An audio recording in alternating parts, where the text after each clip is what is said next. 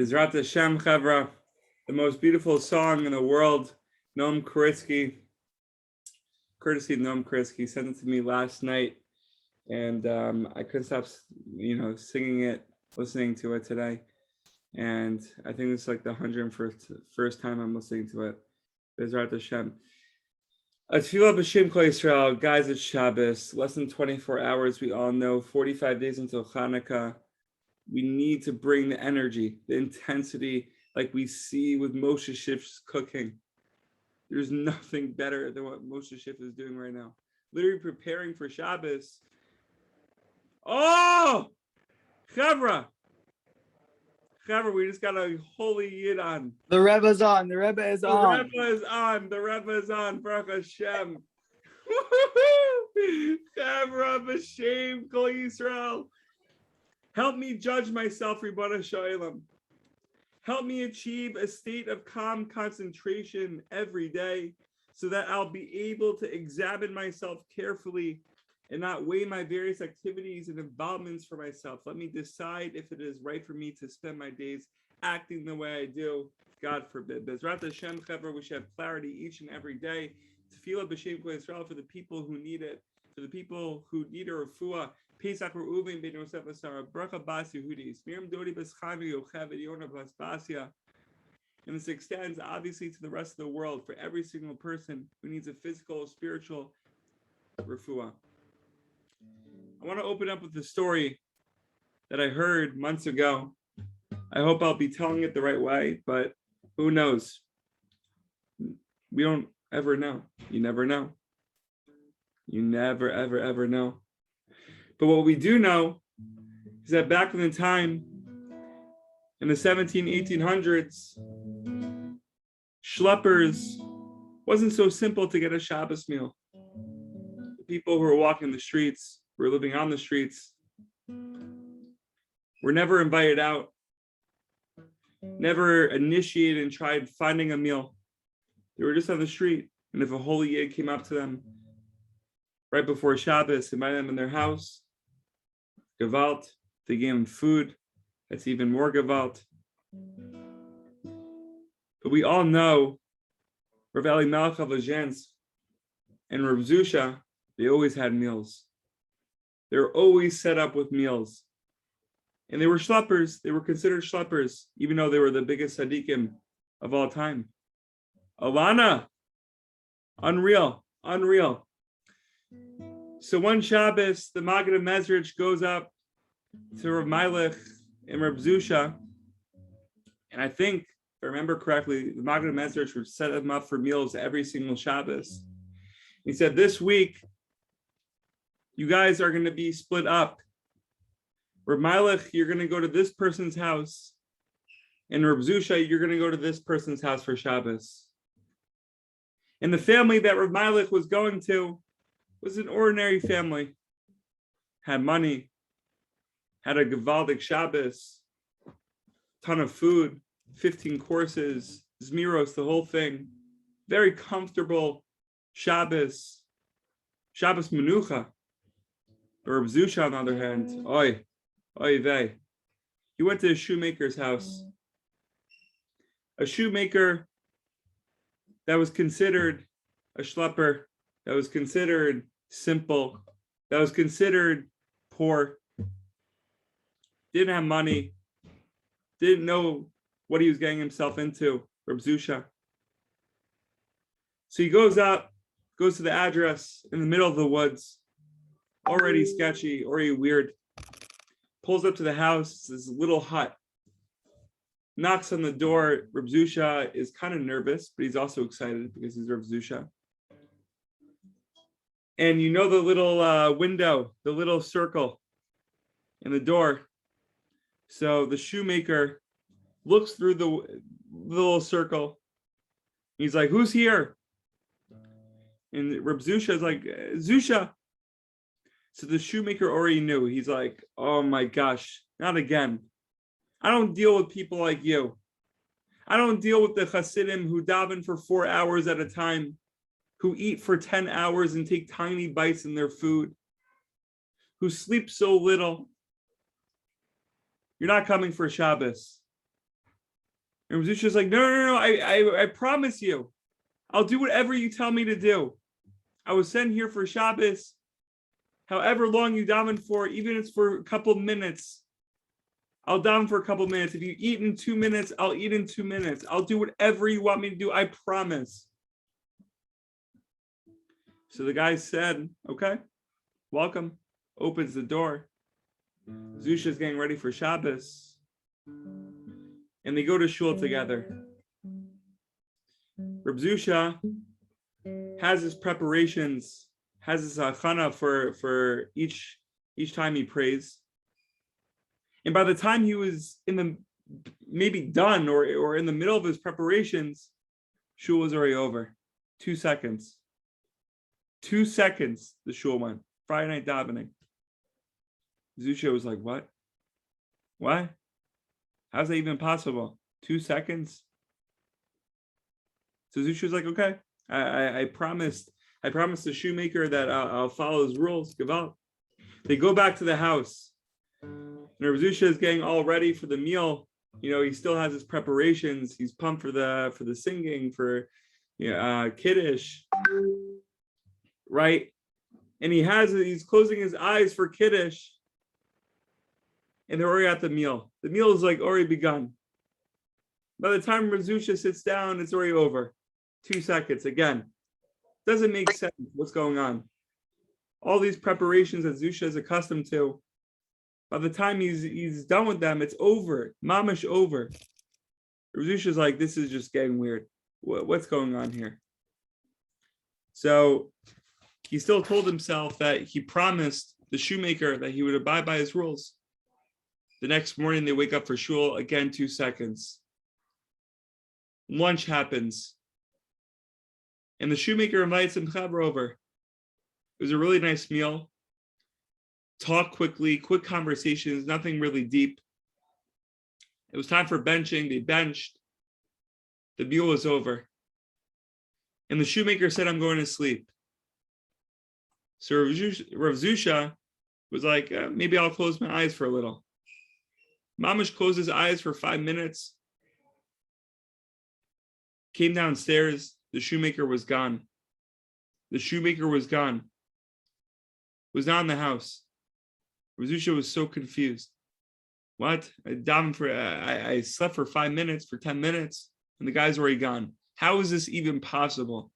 How can someone eat, sleep, pray in 2 seconds? So I think the shoemaker's son was in the room. So he's like, no, like, where's your tati? So the kid said he's actually upstairs in the attic having a little shal shudis. So Rav Zusha is like, oh my gosh, I gotta go. How do I get up there? So he goes upstairs, and you know that little latch that you pulled down from the attic? It was closed, it was locked. So Rav Zusha is wondering to himself, like, how the heck can he be up there? How the heck can he be in the attic when that latch is closed and it's locked? So he's like, no, you know what? I'm going to be creative. Goes outside, climbs up a tree, Chevra. This is Rav Zusha we're talking about. Climbs up a tree, gets to the third level of the house, and he's hanging on a branch, looks inside the window, and what does he see? Chevra Mamash, open up your hearts. This is the craziest story you'll ever hear in your life. He sees a long table with 36 families. At the head of the table is the shoemaker himself. Rav Zusha just discovered the person he was staying out for Shabbos, the simple shoemaker, the shoemaker that was davening for 2 seconds, eating for 2 seconds, sleeping for 2 seconds, was the head of the Lamed Vav Tzadikim. And he had the rest of the Lamed Vav Tzadikim over at his house for Shal Shudas. Husbands, wives. And the shoemaker didn't see Rav Zusha hanging on a branch. Didn't see him. But one of the Chevra, they turn around and they see Rav Zusha, this crazy person hanging by a branch. Obviously, they were trying to be secretive. It's Lamed Vav Tzadikim over here. They're having a crazy meal. Can you imagine being at that meal? So one of the Chevra is like, whatever, the shoemaker. Let's just say the shoemaker. Look outside. Who is this? So the shoemaker freaks out for a second. He's like, he's Zusha. He's staying at my house for Shabbos. It's okay. So like, Zusha, like, stop hanging by a branch. Like, what are you doing? Come inside. So they invite him inside to the meal.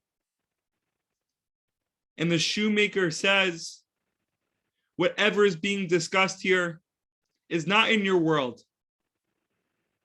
All the Torah that we're sharing is for the next world.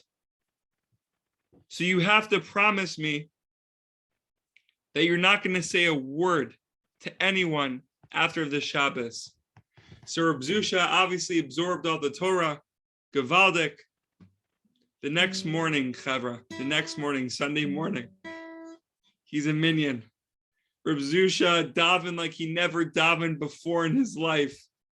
Literally on fire, flames, couldn't control himself, jumping literally 7 feet in the air, screaming every word, rolling around the floors. Never prayed like that in his life. His brother, Rav was standing in the back and he was just in awe. Never seen Rav Zusha like this in his life. So after the minyan, Rav Malek's like, okay, like what happened for what happened Shabbos? You know, like I've never seen you pray like this in your life. And Rav Zusha's like it was an ordinary Shabbos, wasn't anything special. He was at the head of the Lamed Vav Tzadikim. Rav Malek's like, no. You can't be davening like that without having such a Shabbos. We made a promise together at the beginning of time that we would tell everything and anything to each other. So you have to tell me what happened on Shabbos. So Rav Zusha is like, you know what? You're right. Start spilling out some secrets from the Shabbos, some of the Torahs, and Rav Malek was in awe. A couple days later, Rav Zusha and Rav Malek were together. All of a sudden, a gang comes out of nowhere, starts beating them up. They beat up Rav Malek and they let him go. But they're beating up Rav Zusha mamash until he dies. They weren't stopping. And these people had masks on. Rav Zusha couldn't even talk, couldn't breathe. He's like, what's happening? His brother was gone. He was let go, but they were continually beating Rav Zusha until it got to the point where Rav Zusha was mamash about to die. And the guy who was whipping him takes off his mask. And he's like, you see, Rav Zusha, I told you not to say anything. And the reason why I didn't kill you is because I was in the heavens begging the Ribbon Shalom, begging the heavenly court that you should live more days. Even though you revealed the secrets of Olam Haba, the Torah of Olam Haba and Olam Hazeh, I was begging, mamash begging, that you should stay alive. And they said, okay. From that moment on, the Maggid of Mezrich, who is Reb Zusha's Rebbe, said that Reb Zusha can't be a rabbi anymore. He was too much. He was so much in the heavens. He was in another world from that point on. So, Chavra, you see, Reb Nachman says on Shabbos, everyone experiences a certain enhancement of their godly understanding and awareness. And this increases their ability to show to others, to show love to others. For a person's capacity to give love is related to his level of godly knowledge and awareness. And one who offers love to others receives a flow of heavenly love. Who knows, Chavra? We may be with a Lamed Vav Tzaddik for Shabbos. The Lamed Vav Tzaddik may be sitting right next to us. From the outside, he may look like a shoemaker, but on the inside, he's an Olam Haba. He's lifting up the world. He's allowing the world to continue. So if we're able to be a Kli, receiving the light of Shabbos, understanding the light of Shabbos is shining on every single person, not just yourself, then we realize that we're not just seeing bodies, but we're seeing souls. On Shabbos, there's no such thing as bodies. There's only souls. So Bezrat Hashem, we should be zocha to only see souls on Shabbos.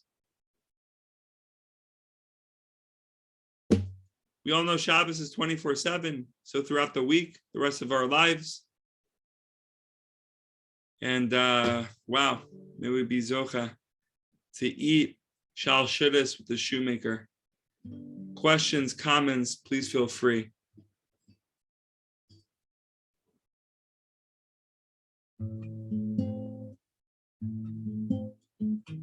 I'm floating. Floating? Floating. Dude, unreal story, Jack. Unreal story. I think that was the best story of all time. Boy, bye. Rabino. Definitely in the top five story. Definitely a top five story of all time. I'll say that. Oh, the Rebbe. It's got to be in the top five. Chaim, Simcha, Shalom, Mekavod Shabbos. Alana, thank you. Chaim. Wow, incredible. Woo. The Chaim. Oh, Reb Nitai. Oh. Everyone should say L'chaim. Even all of mine. Guys, we have all the Lamed Vavers. I came up with a term this past week.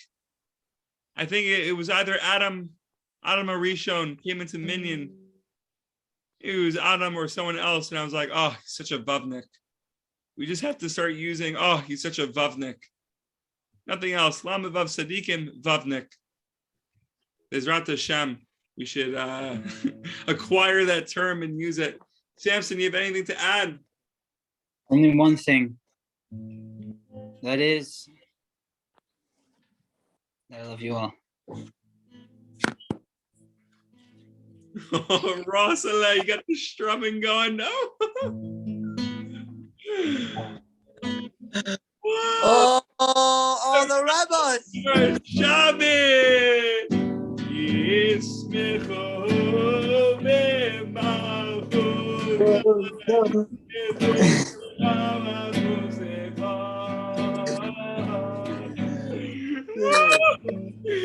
Fired up!